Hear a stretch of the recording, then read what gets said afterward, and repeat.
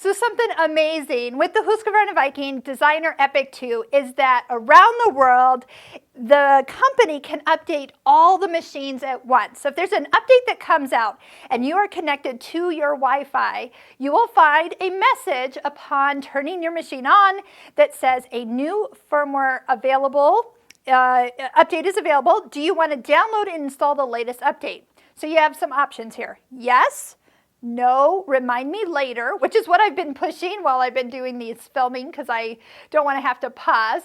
And then also, do not remind me for this firmware version. So I'm thinking we should probably do the yes. The one thing you want to do is just when you push the yes, is you want to make sure that everything stays on while it's doing the update. So you don't want to turn the machine off once it gets started and once it starts installing. Should anything happen along the way, and I can see my little twirly guy is happening right up here, so that's when I know things are going.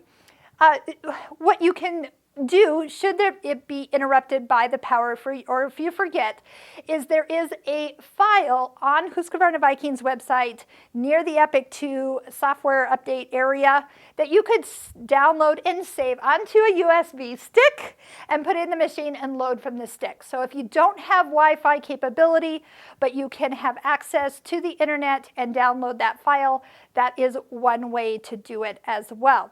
So we're going to just let it go.